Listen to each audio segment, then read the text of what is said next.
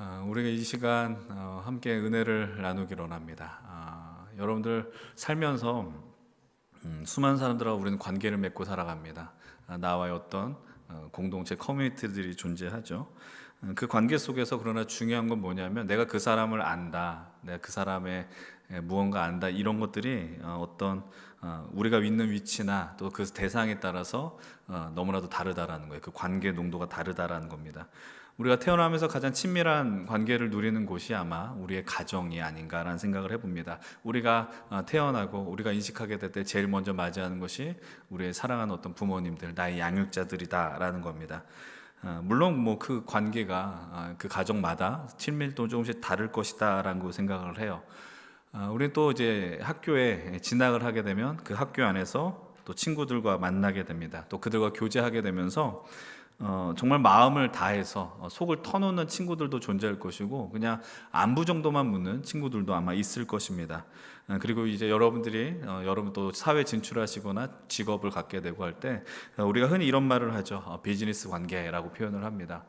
그런 사람들과는 좀 내밀한 이야기를 하는 게 좀 어려운 것 같아요. 그냥 정말 말 그대로 살아있는 생존의 안부, 그 정도의 수준을 이야기를 하지 어떤 그 사람의 속마음까지 아는 게 조금은 이제는 버거운 지경에 이르게 되는 것 아닌가라는 생각을 해봅니다. 근데 여기서 제가 한 가지 여러분들에게 좀 질문을 드리고 싶은 게 있어요. 여러분들의 인생 속에 또 여러분의 삶 속에서 여러분들을 위해서 전심으로 여러분들을 향해서 충고를 할 수 있는 조언을 할 수 있는, 좀 다르게 표현하면 좀 쓴소리를 할 수 있는 사람이 얼마나 있으십니까? 어느 순간부터 오늘 우리의 사회는 그냥 좀 우리가 듣고 싶은 것만 듣기를 원하는 그런 시대가 됐어요. 그러니까 그런 쓴소리를 하게 되고, 그래서 쓴소리라고 표현하지도 않고 이제 잔소리라고도 이야기하게 되죠. 그래서 그런 말을 하는 사람을 이제는 우리가 무엇으로 규정하냐면 꼰대다라고 표현을 합니다. 그런 분위기 때문에 이제는 어떤 일이 벌어지냐면 쉽사리 누군가를 향해서 권면을 하거나 충고를 하거나 조언을 하는 일이 상당히 좀 두려운 일이 된 것 같아요. 그럼에도 불구하고 우리가 누군가와 좀 깊은 관계가 형성이 되면 그 사람을 향해서 좋은 말로 칭찬할 수도 있고, 또 반대로 그 사람이 나쁜 길을 가게 되면 아까 말씀드렸던 쓴소리를 하게 되는 경우들도 있다라는 겁니다. 조금 과감한 말을, 과격한 말을 할 수도 있다라는 것이죠. 다시 한번 생각을 했으면 좋겠어. 다시 한번 질문을 드릴 텐데, 그렇다면 여러분들이 그런 이야기를 전해줄 수 있는 사람이 여러분들이 있으십니까? 그런 말을 할 수 있는 사람을 그냥 두는 게 좋을까? 아니면 뭐 내버려 두는 게 좋을까? 아니면 하는 게 좋을까? 이런 고민을 하고 있지 않아요? 어떤 것을 하는 게 옳고 그르다라고 우리가 규정 지은 건 없는 것 같지만 우리가 조금씩 한 해 한 해 삶을 살다 보면 느끼는 게 있어요. 뭐가 있냐면 나에게 좀 그런 이야기를 해줄 수 있는 사람이 좀 그리워지는 것 같더라고요.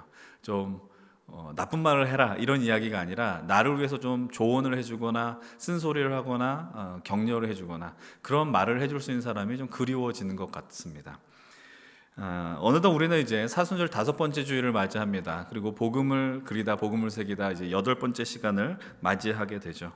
오늘 갈라디아서 4장까지 오면서 우리는 이 말씀들을 나눴어요. 다른 복음과 맞서는 우리는 사도 바울의 모습을 살펴봤습니다. 바울이 정말 열정을 다해서 다른 복음과 싸웠어요. 다른 복음을 전하면 저주를 받을 것이고 복음의 본질이 아닌 것에 집중하는 것을 거부하기 위해서 예루살렘 교회 지도자인 베드로와의 이 논쟁을 피하지 않았습니다. 그렇게 했었던 이유는 무엇입니까? 정말 하나님께서 세상을 이처럼 사랑하사 독생자를 보내주신 그 예수 그리스도를 믿는 것 외에는 구원의 길이 없다라는 것을 바울은 정말 뼛속 깊이 고백했다라는 것입니다. 그리고 그것을 통해서 우리가 누리는 건 무엇이냐? 하나님의 자녀가 되었다라는 거예요. 하나님의 자녀된 권세를 누리는 것, 그것이 우리가 이 믿는 믿음에 누리는 특권이다라는 것을 오늘 우리가 갈라디아서 말씀 오늘까지 오면서 끊임없이 바울은 역설했습니다. 오늘도 우리는 바울이 갈라디아 성도들을 향한 안타까운 마음을 드러내는 것을 함께 보게 돼요. 본문 8절은 율법 아래에 있는 상태를 하나님이 아닌 자들에게 종노릇한 것이다 라고 표현을 하고 있습니다. 우리 함께 말씀을 함께 읽어보겠습니다. 함께 읽겠습니다. 그러나 너희가 그때에는 하나님을 알지 못하여 본질상 하나님이 아닌 자들에게 종노릇하였더니, 그러니까 뭐라고 이야기를 하느냐? 율법 아래에 있는 자들을 종노릇했다라고 이야기를 합니다. 종이 된다라는 것은 주인의 말을 들어야 한다라는 것입니다. 그런데 종도 주인을 잘 만나야 합니다. 왜냐하면 주인을 잘 만나야 새로운 신분으로 나아갈 수 있는 가능성이 생기기 때문이다라는 겁니다. 그런데 율법에 의하여서는 우리가 어떠한 새로운 길로 나아갈 가능성이 전혀 없다라는 거예요. 그러나 이제 갈라디아 교회는 바울의 복음을 전한 그 전도로 말미암아 율법이 아니라 하나님의 종, 더 정확하게 말하면 하나님의 자녀가 되는 길을 가게 되었습니다. 그것을 바울은 구절을 통해 이렇게 표현하고 있습니다. 제가 상반절까지 한번 읽어볼 텐데요. 이제는 너희가 하나님을 알 뿐 아니라 더욱이 하나님이 아신 바 되었다라고 이야기를 합니다. 바울이 전한 하나님을 그 교인들이 알았다라고 이야기하지 않습니다. 뭐라고 이야기를 하느냐? 하나님이 그들을 알게 되었다라고 표현하고 있습니다. 여러분, 우리는 기억하셔야 됩니다. 이 복음의 출발점은, 믿음의 출발점은 결코 우리 자신이 될 수 없다라는 겁니다. 복음의 시작은, 믿음의 시작은 하나님이시다라는 겁니다. 하나님이 온 세상을 말씀으로 창조하셨고 모든 기원의 시작은 하나님이 되신다라는 것이 바로 기독교적 세계관, 성경적 세계관이라는 겁니다. 그래서 너희가 하나님을 알았다, 여기에서 끝나는 것이 아니라 더 중요한 믿음의 명제는 하나님이 우리를 아셨다라는 겁니다. 하나님이 우리를 아셨기 때문에 우리는 오늘 이 자리에서 하나님을 예배할 수 있고 하나님의 자녀가 될 수 있었다라는 사실입니다. 그래서 이 구절을 새번역 성경 이렇게 표현해요. 함께 같이 한번 읽어보십시오. 함께 읽겠습니다. 지금은 여러분이 하나님을 알 뿐만 아니라 하나님께서 여러분을 알아주셨습니다. 사랑하는 우리 형제 자매 여러분들, 믿음의 세계는 이런 것입니다. 하나님이 우리를 알아주시는 것이 믿음의 영역이다라는 거예요. 우리가 하나님을 알기 전부터 하나님이 우리를 아셨습니다. 하나님이 우리를 기다리셨고 하나님이 우리를 간절히 원하셨어요. 그것을 우리는 은혜라고 이야기를 합니다. 성경에서 안다라는 단어는 상당히 중요합니다. 이 안다라는 건 단순히 지식적인 알미 아니다라는 거예요. 성경에서 안다는 것은 인격적인 관계에 들어간다는 거 이야기합니다. 그래서 사도 바울이 이렇게 이야기를 하는 거예요. 너희를 정말 믿음의 사람이 되게 하는 것, 그리스도인이 되게 하는 건 너희들이 하나님을 사랑했기 때문이 아니라 하나님께서 너희들을 향한, 우리를 향한 그 존중과 사랑 때문에 가능하다라고 이야기를 하고 있는 겁니다. 이게 우리에게 큰 위로가 되는 이유는 무엇이냐면 온 세상의 주인이 되시고요, 온 우주 만물을 만드신 그분이 그 누구보다 우리를 가장 잘 아신다라는 거예요. 그것이 오늘 우리로 이 땅에 살게 하는 큰 힘이 된다는 걸 여러분들 진실로 믿으셨으면 좋겠어요. 하나님이 여러분들을 누구보다 더 잘 아십니다. 여러분들 살면서 내가 내 자신의 미래를 잘 알지 못하지 않습니까? 그러나 그 누구보다 하나님 우리를 아셔서 우리에게 가장 좋은 것으로, 가장 선한 것으로 우리를 반드시 이끌어 주신다라는 사실이에요. 그러나 이런 은혜가 임했었던 갈라디아 교회 성도들이 이런 은혜를 맛봤을지라도 뭐라고 이야기를 합니까? 다시 초등학문으로 돌아간다라는 게 이해할 수 없다. 바울은 그렇게 이야기를 합니다. 그래서 9절 하반절로부터 10절의 말씀 이렇게 이야기를 합니다. 함께 역시 읽어보겠습니다. 시작. 어찌하여 다시 약하고 천박한 초등학문으로 돌아가서 다시 그들에게 종노릇하려 하느냐? 너희가 날과 달과 절기와 해를 삼가 지키니. 아멘.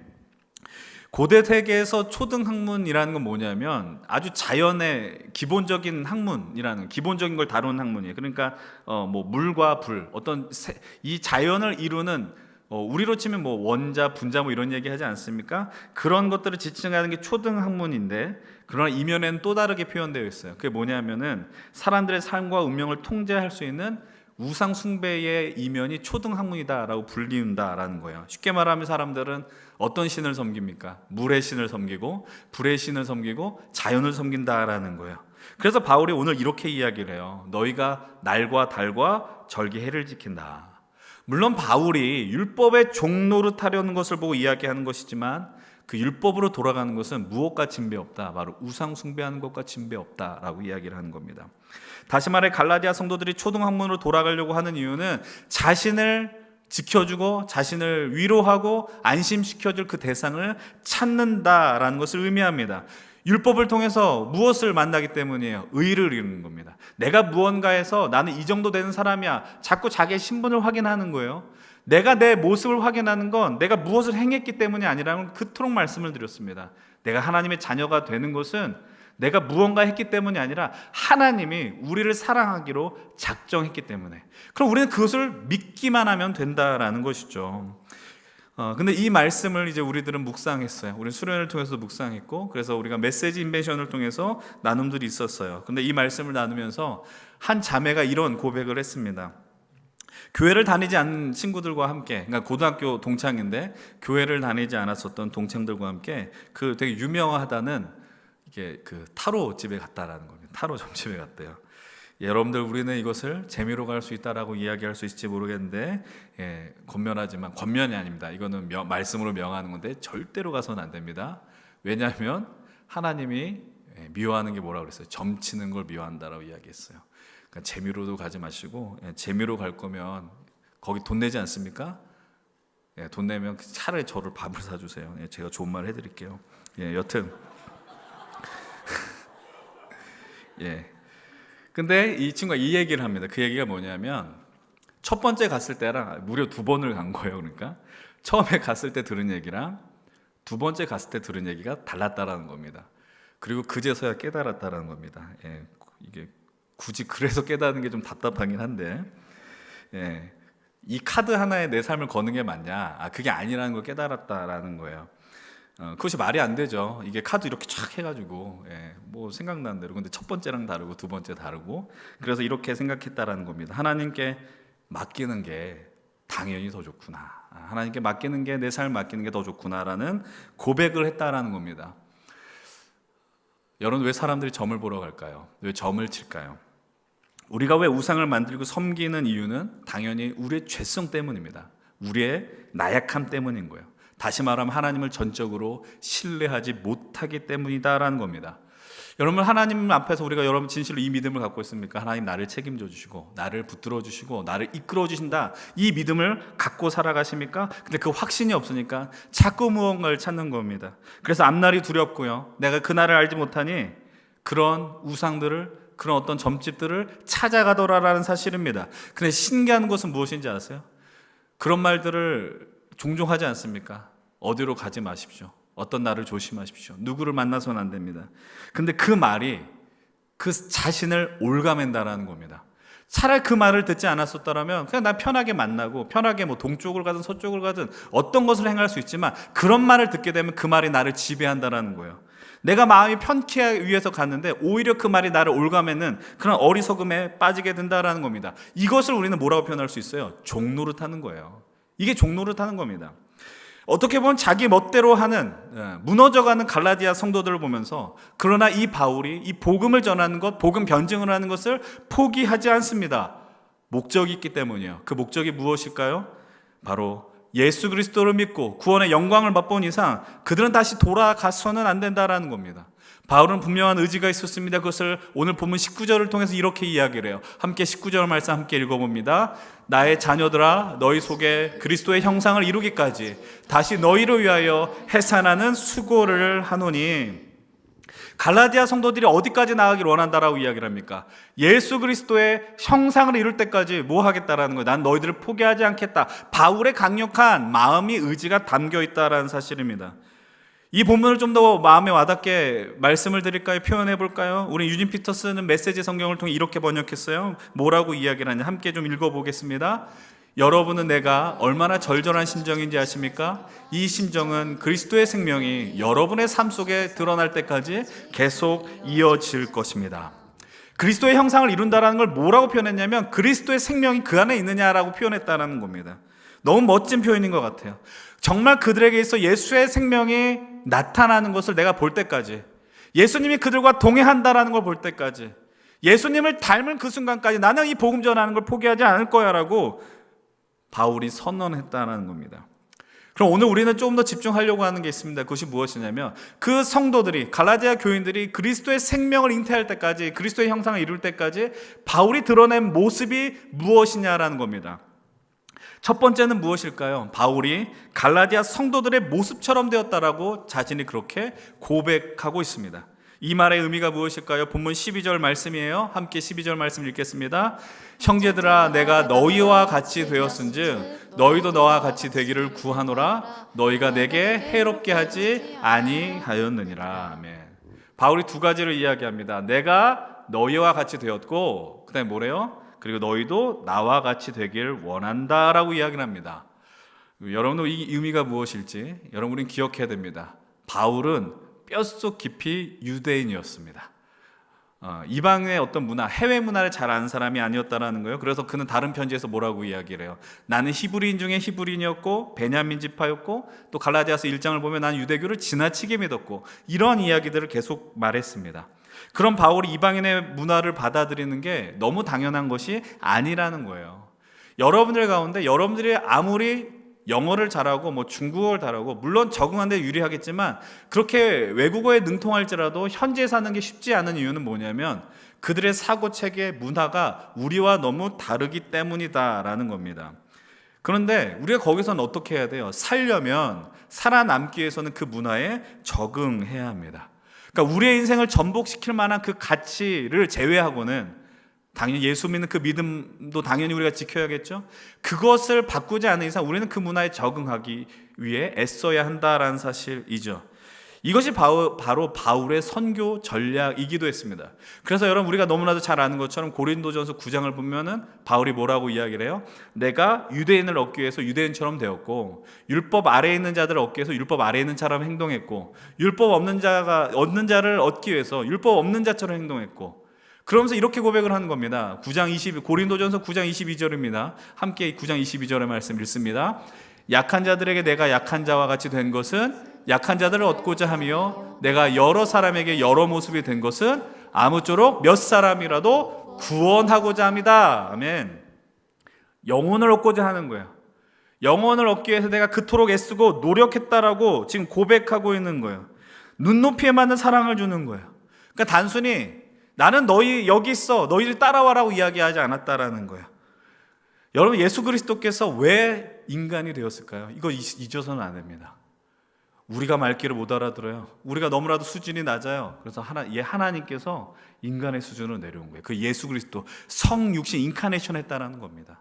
근데 예수 그리스도께서는 우리를 그 자리에 머무르게 하지 않잖아요. 어떻게 하는 거예요? 하나님의 자녀가 되도록 그토록 애쓰고 자신의 생명을 내어주기까지 그 사랑을 포기하지 않았다는 사실이에요. 그러니까 바울도 이렇게 이야기합니다. 내가 너희들을 얻기 위해서 너희들과 같이 되었지만 그 다음에 뭐라고 이야기해요? 너희도 나와 같이 되라라고 요청합니다. 사랑이라는 건 그 사람의 수준까지 내려가는 게 사랑인데 거기에 끝나서는 안 됩니다. 그 사람을 향해 손을 내밀고 이 자리까지 일으켜 와야 한다는 사실입니다.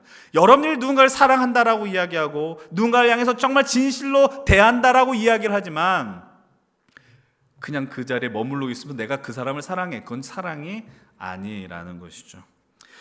여러분 오늘 우리는 이 마음을 배워야 합니다. 계속해서 사도 바울의 삶을 살펴볼 것입니다.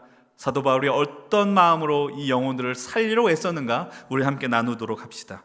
두 번째로 바울이 갈라디아 성도들이 그리스도의 형상을 이루도록 그리고 생명을 누리도록 취한 태도는 뭐냐? 감정에 호소했습니다. 감정에 호소하는 거. 여러분 지금까지 바울의 모습을 잘 보시면 감정적인 모습은 있습니다. 성질을 많이 부렸습니다. 화를 많이 냈습니다. 그러나 복음에 대한 이야기를 할 때 가슴이 아니라 머리에 대한 이야기를 많이 했다고요. 아브라함에 대한 이야기를 하지 않습니까? 아브라함이 믿어 의에 이루기까지. 그러면서 율법은 아브라함이 믿기 이후에 한참 430년 이후에 왔다라고 성경을 통해서 논증해 나갔다라는 겁니다. 그런데 이번만큼은 다릅니다. 바울이 머리가 아니라 이 감정 가슴에 지금 호소하고 있다라는 거예요. 이 말의 의미가 무엇인지 13절과 14절을 함께 읽어보겠습니다. 함께 읽습니다. 내가 처음에 육체의 약함으로 말미암아 너희에게 복음을 전한 것을 너희가 아는 바라. 너희를 시험하는 것이 내 육체에 있으되 이것을 너희가 업신여기지도 아니하며 버리지도 아니하고 오직 나를 하나님의 천사와 같이 또는 그리스도 예수와 같이 영접하였도다. 우리 과거에 이런 사이였잖아 이렇게 얘기하는 거예요. 내가 너희들에게 갔을 때 너희들이 나를 예수님처럼 맞이해줬고 천사를 보는 것처럼 맞이해줬어. 우리가 이렇게 애틋한 관계가 아니었니? 라고 지금 바울이 이야기를 하고 있는 겁니다. 여러분들 바울을 보십시오. 바울을 향해서 왜 그들이 천사처럼 예수님처럼 영접했느냐? 스스로 이야기합니다. 내가 육체의 연약함 때문에 복음을 전했다라고 이야기를 하는 거예요. 지금 바울은 아픈 상태였어요. 갈라디아 교회 성도들 향할 때 몸이 성하지 않았습니다. 근데 그 성치 않은 상황 속에서도 복음을 전하는 겁니다. 그런 가운데 성도들이, 갈라디아 교회 지역에 있는 사람들이 바울의 진심을 발견했던 것 같아요. 그 열정을 보았던 것 같아요. 그 바울의 모습이 얼마나 귀했겠습니까? 그리고 그 귀한 모습 속에 바울이 전하는 예수 그리스도의 복음이 우리를 해방시키는, 우리를 종이 아니라 더 이상 하나님의 자녀로 이끌어가는 그 영광의 자리였다는 걸 그들은 만나게 되었다, 맛보게 되었다는 겁니다. 하나의 해방선언, 자유를 누리는 시간이었다는 거예요. 그래서 그들은 건강이 좋지 못한 바울을 극진하게 모셨어요. 정말 전심을 다해서. 여러분들 아픈 사람을 여러분 간호해 보신 적이 있으십니까? 여러분들의 부모님이 여러분들을 아마 아플 때 간호했을 겁니다. 근데 그 병든 자들을, 아픈 자들을 간호한다라는 건 자기를 갉아먹는 행위예요. 내가 잠을 자지 못하고 그 사람을 돌봐야 되고, 여러분들 그래서 그런 일이 없기를 바라지만 여러분 성인들이 되고 여러분 부모님들, 형제들 간의 모습 속에서 여러분들의 좁은 모를 돌봐야 되는 일들 가운데서 좀 불편한 일들이 벌어지곤 합니다. 왜냐하면 아픈 사람을 돌보는 건 너무나도 어려운 일이기 때문이에요. 근데 이들은 바울을 기쁜 마음으로 맞이했습니다. 그러니까 바울도 얼마나 감사한 마음이 있었겠습니까? 그래서 그들 가운데 아름다운 믿음의 동지애가 생겼을 거예요. 동역자의 그 아름다운 모습들이 있었을 겁니다. 자신을 돌봐준 성도들을 향한 그 감격과 감동이 이 아름다운 관계 속에서 벌어지지 않았겠어요? 그래서 이 상황을 바울은 이렇게 표현해요. 세 번역인데요, 15절 말씀 함께 읽어보겠습니다. 시작. 그런데 여러분의 그 감격이 지금은 어디에 있습니까? 나는 여러분에게 증언합니다. 여러분 할 수만 있었다면 여러분의 눈이라도 빼어서 내게 주었을 것입니다. 이 말씀 때문에 우리는 바울이 아픈 게 아마 눈에 관련된 질환일 것이다 라고 추측을 하죠. 바울이 이렇게 감정에 호소를 한 이유는 무엇입니까? 그들이 마음을 돌이키길 바라는 거예요. 떠났었던 그 마음이 하나님께로 돌아오길 간절히 원했다라는 거예요. 우리는 그 목적이 무엇인지 잊어서는 안 돼요. 그들이 예수님의 형상을 이룰 때까지, 예수님을 닮아갈 때까지 바울은 그 목적을 놓치지 않았다. 그래서 그것으로 인해서 바울은 수단과 방법을 가리지 않았다라는 거예요. 이런 감정의 호소에 따라서 바울의 마음이 점점 격해졌던 것 같아요.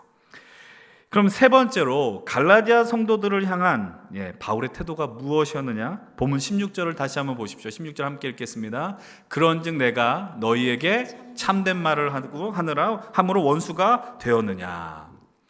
이 본문은 세 번역과 메시지는 이렇게 표현합니다. 내가 당신에게 진실을 말했기 때문에, 내가 여러분들에게 진리를 말했기 때문에 여러분들이 나를 원수로 대합니까? 라고 표현하는 거예요. 여러분, 바울이 했던 참된 말이 무엇인지 우리는 모르지 않습니다. 그것은 바로 다른 복음을 향하는 그들을 꾸짖는 것이었습니다. 너희들은 그 길은 죽음의 길이다, 종로를 타는 길이다, 더 이상 거기로 가서는 안 된다는 이야기를 했다라는 겁니다. 간절함이 있는 거예요. 그러나 참된 말은 이런 감정을 담고 있습니다. 어떤 감정이냐? 본문 20절입니다. 함께 20절 읽습니다. 함께 읽겠습니다. 이제라도 내가 여러분을 만나 어조를 부드럽게 바꾸어서 말할 수 있었으면 좋겠습니다. 나는 여러분의 일을 어떻게 하면 좋을지 당황하고 있습니다. 그러니까 지금 바울의 말이 어떻다라는 거예요? 격하다라는 거예요. 여러분들, 그러니까 뭐 제가 그런다는 얘기를 하는 게 아닙니다. 목회자는 이렇게 성질을 많이 내면 안 되는 것 같더라고요. 화를 내면 안 되는 것 같더라고요. 근데 지금 바울이 너무 마음이 올라왔어요. 격해졌어요. 왜 그랬을까? 이렇게 얘기하잖아요. 내가 여러분들 직접 만났으면 부드럽게 좀 더 말할 수 있었을 텐데. 지금 편지를 쓰는 겁니다. 이 편지는 오늘날 같이 오늘 우리가 등기로 붙이면 뭐 빠른 우편을 보내서 그 다음날 도착하는 시스템이 아닙니다. 몇 날 며칠이 아닙니다. 몇 달을 걸려가는 편지였습니다. 바울이 마음이 급한 거예요. 이 편지가 도달하는 가운데 있어서 그들이 점점 다른 복음에 들어가면 어쩔까? 바울은 많이 두려웠을지도 몰라요. 마음이 너무나도 어려웠었던 것 같아요. 그래서 그들을 향해 직설적으로 그들의 문제를 고발하는 거예요. 참된 말이라고 이야기를 하는 거예요. 이 말이 그들에게 어떻게 다가왔을까? 여러분, 참된 말이라는 표현을 오늘 우리식으로 표현하면 이런 것일 겁니다. 뼈 때린다라고 이야기를 합니다. 팩폭이라고 이야기하죠. 팩트 폭행이라고 이야기하고, 말로 사람 팬다. 이게 바로 바울의 오늘의 모습이었다라는 거예요. 갈라디아 교회 성도들은 바울의 말을 듣고 꽤 많이 아팠을 거예요. 누군가 여러분을 향해서 진실된 이야기를 하면은 그게 기분이 좋을 리가 만무합니다. 우리가 모르질 않습니다. 아는 이야기입니다. 근데 그게 마음이 불편한 거예요. 그것을 어디서 제일 많이 경험했어요? 여러분들 집에서. 엄마는 틀린 말을 하지 않습니다. 엄마들은 기분 나쁘게 말을 해서 문제지. 근데 우리가 알아요. 엄마가 맞는 말을 한다는 걸 알아요. 근데 왜 기분이 나빠요? 내가 안다니까 이렇게 대답을 한다라는 겁니다. 고친 생각은 안 하고 반항심만 커지는 겁니다. 이 부분에서 우리가 처음 나눴었던 그 관계에 대한 좀 이야기를 한번 떠올리셨으면 좋겠어요. 우리가 관계에 따라서 말을 하는 어떤 농도, 대화의 내용, 깊이가 다 달라진다라고 말씀을 드렸습니다. 그렇다면 입장을 바꿔 생각해 보십시오. 여러분들 가운데서 이런 참된 말을 할 수 있는 대상이 누구냐? 아까 전에 질문 드렸어요. 여러분들이 이런 참된 말을 해야 되는 상황이 있을 수밖에 없어요. 하셔야 돼요. 근데 그 사람이 누구겠습니까? 지나간 동네 사람을 향해서 할 수 있을까요? 못하죠. 왜 못합니까? 내가 그 사람을 알지 못하기 때문에. 다른 말로 하면 그 사람하고 관계가 없기 때문입니다. 근데 여러분들이 누군가를 진심으로 사랑하고 누군가를 진심으로 아끼면 이 참된 말을 하셔야 되죠. 그들이 잘못된 길을 간다면 이런 일은 일어나서는 안 되지만 여러분들 함께 우리가 믿음의 길을 가는데 어떤 이가 신천지를 간다든지 어떤 이단 사이비로 빠지는데 그래 가라 네 인생 네가 사는 것이니 이렇게 이야기할 수 없다라는 겁니다. 용기를 내셔서 참된 말을 할 수 있어야 돼요. 하셔야 됩니다. 우리가 그토록 아무에게나 할 수 없는 그 말을 할 수 있는 참된 말을 하게 하는 가장 강력한 동기가 무엇이냐? 관계라고 이야기했어요. 이걸 다르게 표현하면 사랑입니다. 사랑하기 때문에 사랑한 사람이 죽음의 길을 가는 걸 내가 두고 볼 수 없습니다. 가만두고 이야기할 수 없다라는 것이죠. 제가 처음에 이 말씀을 준비하면서 처음에 말씀의 방향이 이랬어요. 복음을 향한 바울의 열정이구나. 이걸 나눠야 되겠다. 또 바울이 좌절하면서 복음을 전하게 되었는데 우리도 좌절하는 길에 하나님 새로운 길을 열어주시는구나. 이 정도의 말씀을 나누고 마무리하려고 그랬어요. 그런데 말씀을 읽으면 읽을수록 나누면 나눌수록 바울이 이 영혼을 얼마나 사랑하느냐, 갈라디아 교회를 얼마나 사랑하고 애틋하게 바라보느냐를 바라보게 되었다라는 겁니다. 그러면서 제가 이 말씀을 읽으면서 생각나는 게 있었어요. 이 말씀을 들어야 하는 대상이 누구냐? 바로 저와 같은 목사들이 들어야 하는 것이고 귀한 영혼을 감당하는 임원들과 리더들과 사역팀장들과 함께 공동체를 세우는 하나님 나라 최전선에 나가야 하는 그 사람들이 읽고 들어야 하는 말씀이다라는 걸 깨닫게 되었다라는 거예요.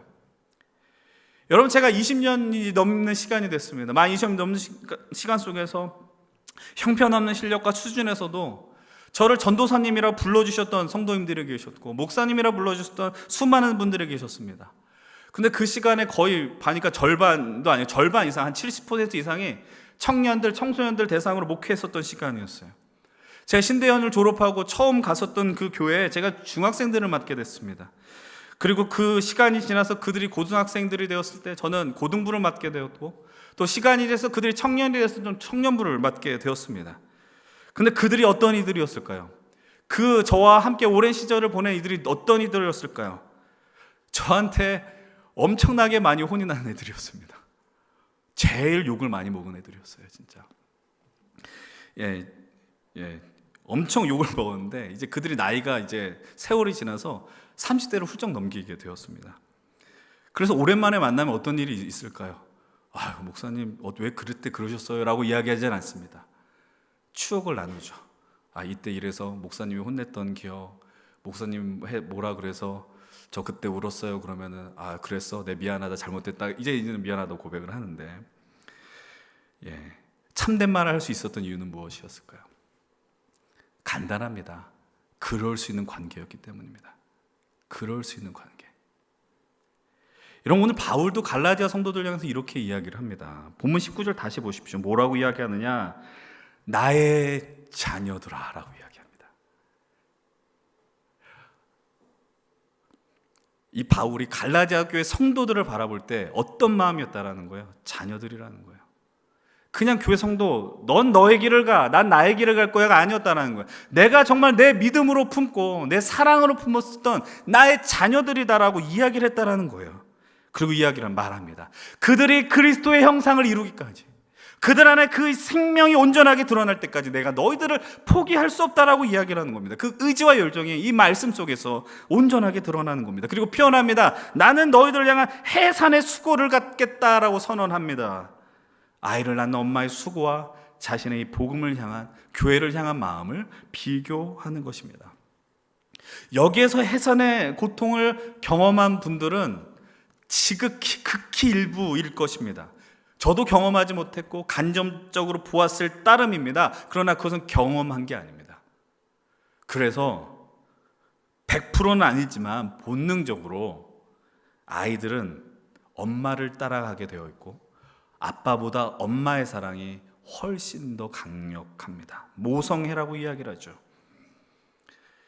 이 말씀이 내게 참된 말, 우리를 향해서 어떤 나를 불편하게 하는 말처럼 느껴지게 되었어요. 왜냐하면 예전처럼 이 참된 말을 하는 용기가 제 안에서 사라지는 것을 보았기 때문입니다. 이 말을 오해하지 않고 들으셨으면 좋겠어요. 제가 여러분들을 향해서 어떤 이렇게 혼내려고 쓴소리를 하려고 작정했다라는 게 아니에요. 이 말의 의미 뭐냐면 예전만큼 영혼을 그 향한 뜨거움과 열정이 사라지지 않았는가, 이 마음을 갖게 되었다라는 겁니다. 누군가 교회에서 사라지게 되는 경우들이 있죠. 새 가족들도 오지만 그러면 그냥 어쩔 수 없지라고 받아들이는 제 자신을 보게 되었습니다. 이게 서글프게 다가오더라고요. 이 생각이 어디로 미치느냐, 나의 목양의 대상, 그들과 내가 귀한 관계를 이루는가, 나의 자녀들하고 부를 수 있는가. 근데 그 관계를 여러분들이 가운데서 원하지 않을 수도 있다는 겁니다. 우리가 나이를 먹으면서 경험하는 게 뭐냐면 내 영역을 지키는 겁니다. 선을 지키는 겁니다. 넘어오지 말라는 거죠. 넘어오면 불편한 거예요. 그래서 우리는 서로를 지키고 경계하고, 그래서 나도 내 상황 지키고, 나도 당신을 지킬 테니 나도 내 거 지켜줘 라고 이야기하는 시간들, 시대를 살아가고 있어요. 그래서 저는 그냥 그저 그런 관계를 보며 만족하고 있지 않았느냐라는 사실입니다. 제가 여러분들을 보면서 여러분들이 문제가 있다는 얘기는 아니지만 조금은 더 열정을 갖고 신앙생활을 했으면 좋겠고, 예수님 잘 믿었으면 좋겠고, 하나님 사랑했으면 좋겠고, 그래서 교회 여러분들이 삶 속에서 열정을 다해 살아가는 것처럼 이 믿음의 길 속에서도 마음을 다해서 일했으면 좋겠다라는 마음이 드는데, 그런 말을, 참된 말을 하지 않는 이유는 무엇이냐? 과거보다 물론 성격이 좋아서, 성품이 좋아서 안 할 수는 있지만 여러분과의 관계가 온전하지 않기 때문은 아닌가라는 생각을 하게 됐어요. 그런 관계에 대해서 내가 정말 전심을 다하느냐라는 서글픈 마음이 들었다라는 겁니다. 오늘 메시지 인벤션 통해서 한 자매가 이런 질문을 던졌습니다. 우리가 바울이라면 이렇게까지 할 수 있느냐라는 겁니다. 이 문장이 제게 너무 크게 다가오더라고요. 우리가 바울의 상황이었다면 이렇게 할 수 있었을까? 이렇게까지 사랑할 수 있었을까? 이렇게까지 관계를 가질 수 있었을까? 우리는 분명 바울의 열정과 의지는 존재하지 않는 것 같아요. 근데 그럼에도 오늘 우리 마음에 누가 죽음의 길을 가는 것, 사망의 길을 가는 것 넉넉히 볼 수 있느냐? 그럴 수 없다라는 겁니다. 내가 사랑한 나의 형제와 자매와 나의 친구들과 나의 가족들이 하나님을 떠나고 자기 멋대로 가고 잘못된 길을 가는데 그냥 두는 것, 그냥 두고 볼 수 없다라는 거예요. 왜냐하면 그 상황이 우리 심장을, 마음을 때리기 때문입니다. 오늘 우리 시대는 더 이상 타인에 대해서 관심을 두지 않는 게 미덕과 같은 시대를 살아가고 있어요. 괜히 신경 쓰며 오지랖을 부리는 것 같고. 사랑하는 여러분, 그러나 오늘 우리가 회복해야 되는 건 무엇일까요? 영혼을 향한 그 마음과 뜨거움과 열정들이 우리 안에서 일어날 수 있었으면 좋겠어요. 사랑하는 여러분, 우리는 이미 다 경험했어요. 아무리 듣기 싫은 소리일지라도, 피하고 싶은 소리일지라도, 거절하고 싶은 소리일지라도 내가 그 말을 들을 수밖에 없었던 이유는 그 말을 하는 대상이 나를 너무나도 사랑하는 사람이었기 때문입니다. 그때는 화가 납니다. 그때는 내가 그 사람을 원망합니다. 근데 시간이 지나면 알게 됩니다. 그 사람이 나를 얼마나 사랑했느냐, 그 사람이 나를 향해 진심으로 이야기했구나 라는 것을 우리는 그제서야 깨닫고 받아들이고 고마워하게 한다는 겁니다. 사랑하는 우리 형제 자매 여러분들, 우리 성도님들, 오늘 여러분들에게 그런 말을 할 수 있는 대상이 있으십니까? 여러분들을 향해서 그런 말을 전할 수 있는 사람이 있으며 여러분들이 그 말을 전할 수 있는 대상이 있느냐라는 것입니다. 사랑하는 여러분, 기억하십시오. 여러분들이 이 자리에 있기까지 여러분들이 놀라운 믿음을 갖게 되는 그 계기가 어떤 목사님의 설교를 아직도 기억하기 때문에, 아니면 여러분이 어떤 성경 공부를 했고 제자 훈련을 했기 때문이 아니라는 겁니다. 여러분을 향해 진심으로 사랑하고 기도해준 그 사람과의 관계 때문이었다는 거예요. 그 관계로 인해서 오늘 우리는 이 말씀이 들리게 될 것입니다. 오늘 이 설교가 여러분들이 지금까지 들리지 않았었던 것일지라도 내가 저 사람과의 관계 때문에 이 말씀을 내가 받겠다는 의지가 생겨날지 모르다라는 것이죠. 바울은 갈라디아의 성도들 향해서 그들 진실로 자신의 자녀라고 생각했어요. 포기할 수 없었어요. 그래서 그들을 살리기 위해 그들과 같은 모습이 되었고, 그들을 향해서 내 감정에 호소하였고, 그리고 그들 향해 망해가는 것을 볼 수 없었기에 참된 소리를 전할 수 있었다라는 사실입니다. 그리고 말합니다. 너희들이 그리스도의 형상을 이루기까지, 생명을 얻을 때까지 나는 다시 해산하는 수고를 감당할 것이다 라고 이야기를 합니다. 여러분, 이 말씀을 잘 보십시오. 다시 너희를 위하여 해산한 수고다라고 이야기를 합니다. 첫 번째도 해산한 수고를 가졌습니다. 그러나 그 해산의 수고는 실패했습니다. 유산했다라는 거예요. 유산은 그 아이를 뱃속에 품었었던 엄마에게도 너무 큰 상처이고 아픔입니다. 그러나 바울은 포기하지 않습니다. 왜요? 여전히 사랑하기 때문에. 그래서 이렇게 이야기해요. 내가 너희를 위해 다시 해산한 수고를 나타내겠다라는 사실입니다. 사랑하는 여러분, 이 말씀이 오늘 여러분에게 어떻게 다가올지 모르겠습니다. 여전히 그냥 나와는 상관없는, 오늘 나에게는 어떠한 도전도 되지 않는 말씀처럼 다가오는 분들도 있을 것이고, 어떤 얘기는 조금은 그 마음을 건드리는, 나를 움직이는 말씀이 될지 모르겠습니다. 사랑하는 여러분들, 그런데 특별히 여러분들이 이 안에서, 이 공동체 안에서 마음을 두고 살아가시는 분들이라면 여러분들이 오늘 이 바울을 통해 주시는 하나님의 마음을 반드시 발견하길 축복합니다. 오늘 이 말씀 속에서 저도 결단하지만, 여러분 이 자리엔 모든 우리 청년들과 친밀해질 수는 없지만, 그러나 포기하지 않고 진실로 그 사람들을 사랑하며 참된 소리를 낼 수 있는 관계까지 나가길 축복합니다. 이곳에서 여러분을 리더로 수고하는 분들이 계십니까? 여러분 목장을 향한 이런 아비의 마음, 어미의 마음을 갖고 나아가십시오. 여러분 사역팀을 감당하십니까? 팀장이십니까? 그럼 팀원들을 향한 애틋한 마음을 갖고 나아가십시오. 여러분이 교학교 교사로 섬기고 봉사하고 계십니까? 그럼 그 맞는 아이들을 향한 뜨거운 마음을 갖고 나아가십시오. 그들이 그리스도의 형상을 이루기까지, 예수 그리스도를 믿을 때까지. 미안한 얘기지만 전 그런 생각이 들더라고요. 20살 되기 전까지 그 믿음의 영향 속에서 교회학교 교사들은 너무나도 중요합니다. 교회학교 교사로 섬기시는 분들 열정을 다해서 섬기십시오. 청년부의 목장 리더로 섬기시는 분들, 여러분들 열심히 하는 것 너무나도 고맙고 감사한 일이지만, 그런 뜨거운 가슴을 안고 여러분 맡겨진 영혼들 향해 기도하시고, 그들 향해서 연락을 취하시고, 그들이 하나님 나라를 살 수 있도록 응원하며 나가십시오. 우리도 함께 이 해산의 수고, 우리들이 그리스도의 형상을 이루기까지, 저도 그 마음을 회복하기를 원합니다. 그 마음을 따라 주님 나라를 살기를 원합니다. 여러분들의 인생 속에 이 만남의 축복들이 넘쳐났으면 좋겠어요. 여러분들의 형상, 여러분들 안에서 그리스도의 형상이 일어나기까지 여러분들을 위해 수고하고 애쓰는 귀한 목회자들을 많이 만나시고, 동역자들을 많이 만나시고, 믿음의 선배들을 많이 만나시길 바랍니다. 그것을 통해서 여러분들도 누군가의 그런 귀한 믿음의 선배가 되시고, 믿음의 앞에 나가서 그 길을 열어주는 귀한 믿음의 동역자들이 되길 축복합니다. 이 믿음의 공동체 안에서 우리가 영광스러운 이 생명이 충만한 역사들이 계속해서 이루어지길 주의 이름으로 간절히 축원을 드립니다.